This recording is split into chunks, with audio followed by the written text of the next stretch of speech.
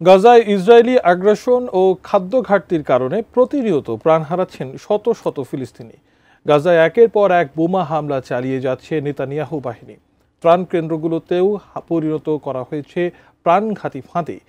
এত সব অমানবিকতার মধ্যে ইসরায়েলের মদতদাতা যুক্তরাষ্ট্রের প্রেসিডেন্ট ডোনাল্ড ট্রাম্পের ফিনিশ দ্য জব বলে নেতানিয়াহুকে নির্দেশনা আসলে কিসের ইঙ্গিত দিচ্ছে? বিস্তারিত শিহাব ইসলামের ডেস্ক রিপোর্টে।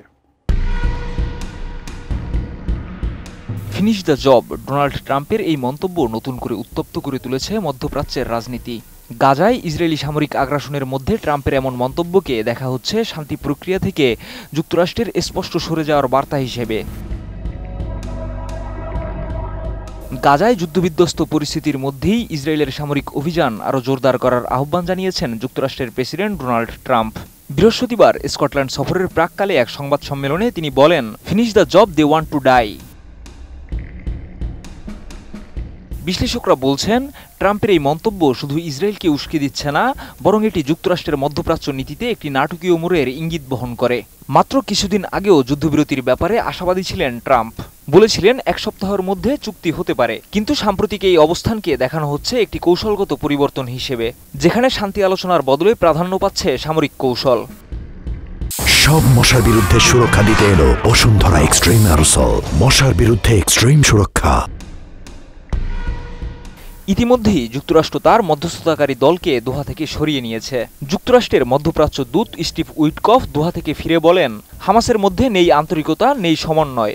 এই অবস্থানে কাতার ও মিশরের কূটনীতিকদের মাঝে দেখা দিয়েছে মিশ্র প্রতিক্রিয়া। দোহায় যুক্ত এক কূটনীতিক বলেন, এটা এক ধরনের ভূমিকম্প, এখন আমরা আফটার শক সামলাচ্ছি। এদিকে ইসরায়েলি প্রধানমন্ত্রী নেতানিয়াহু জানিয়েছেন, জিম্মিদের মুক্তি এবং হামাসের অবসান, এই দুই লক্ষ্য সামনে রেখে ইসরায়েল এখন বিকল্প কৌশল ভাবছে। যদিও কি সেই কৌশল তা স্পষ্ট করেননি তিনি। মানবিক বিপর্যয়ের মুখে থাকা গাজা এখন চরম খাদ্য সংকট, গৃহহীনতা ও ধ্বংসপ্রাপ্ত অবকাঠামোর এক বিপর্যস্ত জনপদ। জাতিসংঘ গাজাকে বর্ণনা করেছে জীবন্ত লাশে পরিপূর্ণ অঞ্চল হিসেবে। এই পরিস্থিতিতে ট্রাম্পের বক্তব্য যেন যুদ্ধকে আরও উস্কে দিচ্ছে। তিনি বলেন, ইসরায়েলের লড়াই চালিয়ে যেতে হবে, সবকিছু শেষ করতে হবে, তাদের সরিয়ে দাও। মার্কিন পররাষ্ট্র দপ্তরের মুখপাত্র অবশ্য বলেছেন, যুক্তরাষ্ট্র এখনও কৌশলগত অবস্থানে আছে এবং ফলপ্রসূ কিছু আশা করা যায়। তবে বিশ্লেষকরা বলছেন, কূটনৈতিক প্রচেষ্টা এখন অনেকটাই পেছনে পড়ে গেছে এবং নেতৃত্ব নিচ্ছে সামরিক পদক্ষেপ। শিহাব ইসলাম, এটিএন নিউজ।